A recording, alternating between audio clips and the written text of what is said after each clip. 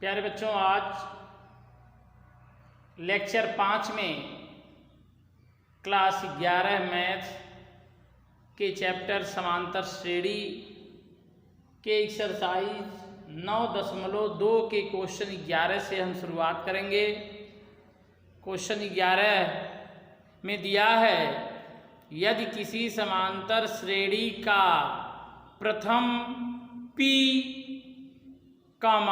Q, R पदों का योगफल क्रमशः A, B तथा C हो तो सिद्ध करें कि A/P of Q minus R plus B/Q of R minus P plus C/R of P minus Q बराबर 0 मिलना चाहिए।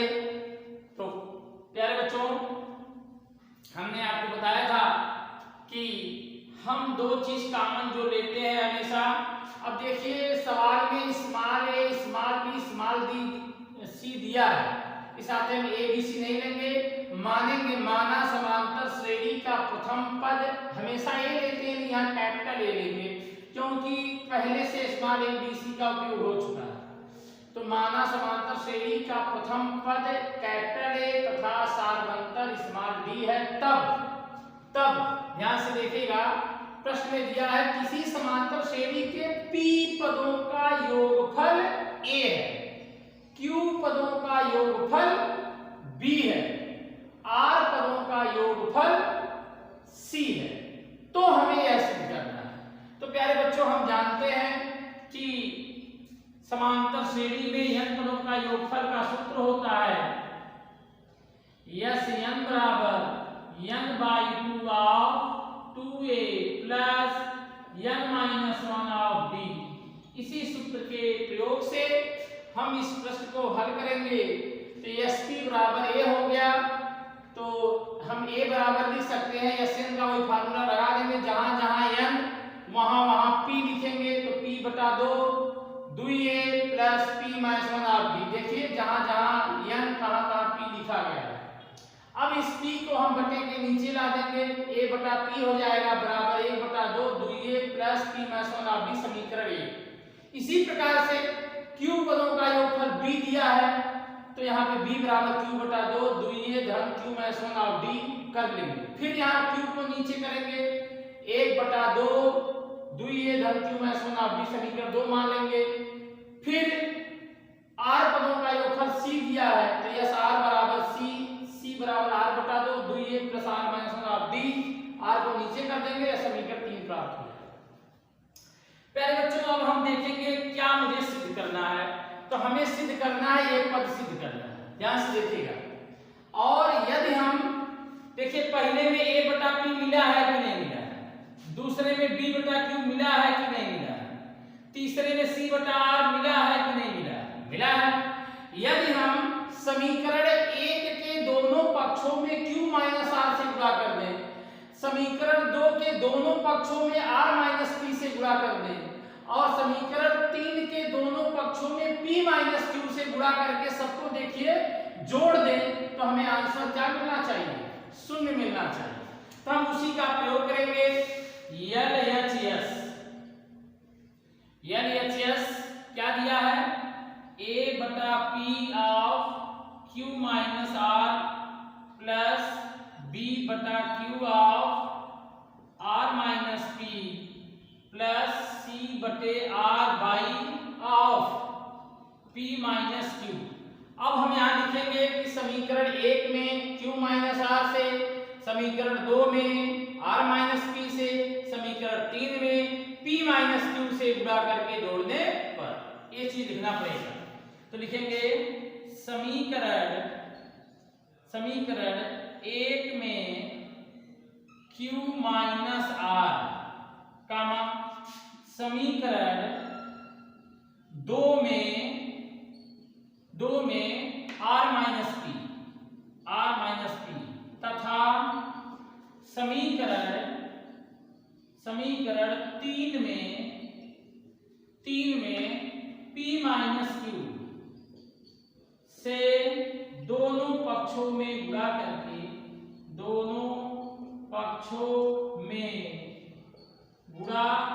करके जोड़ने पर, सभी को आपस में जोड़ने पर, सभी को परस्पर या आपस में जोड़ने पर,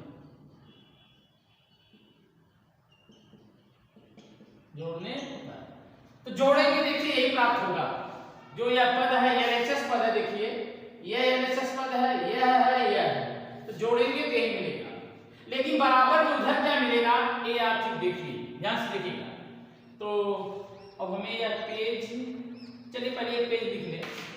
देखिए यहाँ गुणा किया गया है a बटा p, समीकरण 1 में किसका गुणा किया गया है, q माइनस r का, तो हम ये गुणा कर रहे हैं, यहाँ हो गया q माइनस r धन, यहाँ गुणा करिए r माइनस p से, तो हो गया b बटा q r माइनस p धन, तीसरा क्या है c बटे r गुणा किया गया है p माइनस q से, तो देखिए जब गुणा हो गया है तो उधर भी गुणा होगा, तो यहाँ गुणा करिए। अब यहाँ ये थोड़ा ना सरल कर दीजिए, इस 1/2 का अगर अंदर प्रयोग करेंगे तो हो जाएगा कैपिटल A, क्या होगा कैपिटल A, 2 से 2 कट जाएगा और आगे क्या मिलेगा plus p minus 1 of b बटे 2 मिलेगा। इसी प्रकार से इस 2 का यहाँ प्रयोग करेंगे तो मिलेगा a plus q minus 1 of b बटे 2, और तीसरे में 2 का अंदर प्रयोग करेंगे a plus r minus 1 of b बटे 2 मिलेगा। तो हम दोनों पक्षों में गुणा किए q माइनस r का, तो यहाँ भी गुणा होगा q माइनस r का, गुणा करिए, ये हो जाएगा a of q minus r plus p minus 1 q minus r d बटे 2 मिला। देखिए इधर भी गुणा किए, इधर भी गुणा हो गया, देखिए हो गया प्लस अब गुणा करिए द्वितीय वाले में, किसका गुणा करना है r माइनस p से, तो हो जाएगा a कोष्टक में r minus p plus q minus 1 r minus p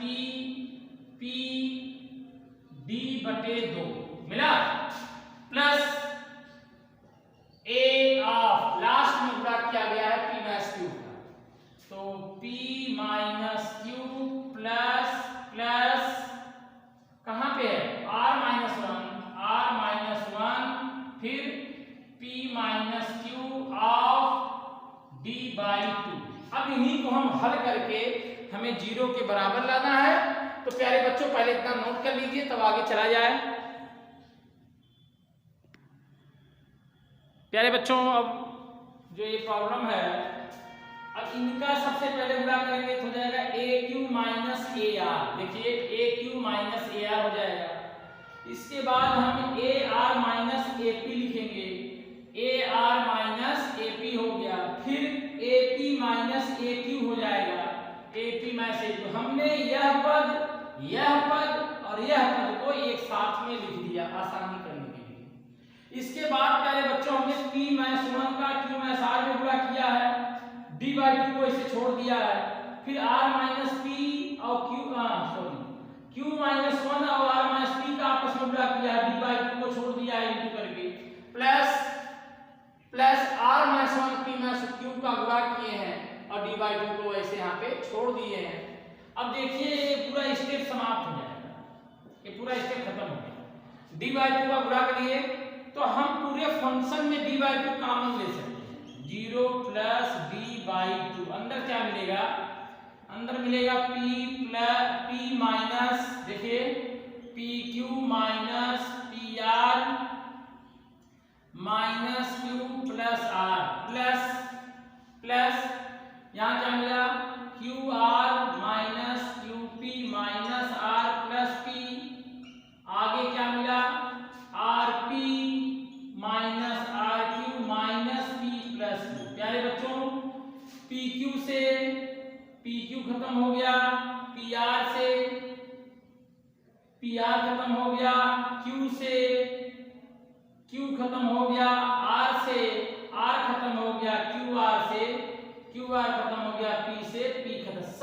खत्म हो गए, क्या मिला? शून्य प्राप्त हुआ। यही हमें क्या करना था? लाना था। तो प्यारे बच्चों, यह सवाल बहुत कठिन नहीं है, यह सवाल बहुत आसान है, लेकिन बस कैलकुलेशन है, गुणा है, कर दीजिए तो आपको इस प्रश्न के उत्तर प्राप्त हो जाएंगे। अब हम क्वेश्चन नंबर 12 को हल करेंगे। अगला प्रश्न है, किसी समांतर श्रेणी के m तथा n पदों के योगफल का अनुपात m स्क्वायर अनुपाते n स्क्वायर है, तो दर्शाइए कि m तथा n पदों का अनुपात 2m-1 अनुपाते 2n-1 है। तो यहाँ पे हम सबसे पहले समांतर श्रेणी लिखेंगे। समांतर श्रेणी का मानक रूप क्या होता है? a plus d, a plus 2d, a plus 3d, ऐसे करके यह श्रेणी आगे की तरफ अग्रसर होती है। तो कह रहा है कि m तथा n पदों के योगफल का अनुपात, अर्थात यम बटे यन का अनुपात दिया है।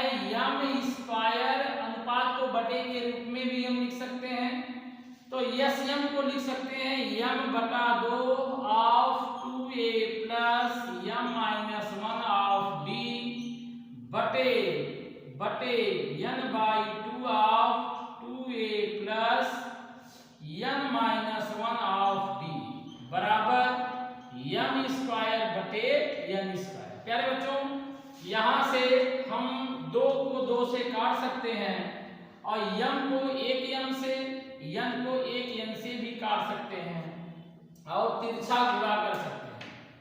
तो तिरछा गुणा करेंगे तो क्या मिलेगा? 2an धन और n d ऑफ n-1 बराबर 2am plus md of n-1। अब इसको हल करिए तो क्या मिलेगा? देखिए, यहाँ गुणा कर दीजिए, या 2an इसको उठा लाइए, माइनस 2am बराबर इसका गुणा कर दीजिए तो हो जाएगा md माइनस, देखिए mnd, यहाँ से इसको उठाएंगे तो हो जाएगा mnd माइनस nd प्लस उधर जाएगा तो प्लस nd हो जाएगा, ये हो जाएगा माइनस md। यह पद स्वतः खत्म हो जाएंगे, इसमें से कॉमन ले लेंगे 2a तो मिलेगा n-m बराबर, यहाँ से d कॉमन ले लीजिए तो मिलेगा n-m, यह सेम पद कट जाएगा तो 2a बराबर d प्राप्त होगा, या a बराबर d बटे 2, ये आपका मान प्राप्त होगा। तो हमें a का मान प्राप्त हो गया उपयुक्त को हल करने पर। अब कहा क्या है कि यमवे तथा यनवे पदों का अनुपात सिद्ध कीजिए। तो हम यहाँ से यमवे तथा यनवे पद निकालेंगे, tm बटे tn क्या होता है प्यारे बच्चों? tm बराबर होता है a plus n-1 of d, तो tm बराबर क्या होगा? a plus m-1 of d बटे a plus n-1 of d। अब हम यहाँ मुझे a का मान दिया है तो हम 2a बराबर d लिख सकते हैं। तो यहाँ पे आप लिख दीजिए, अंश व हर में 2 का गुणा कर दीजिए, अंश व हर में 2 का गुणा कर दीजिए तो आपको मिल जाएगा 2a धन 2md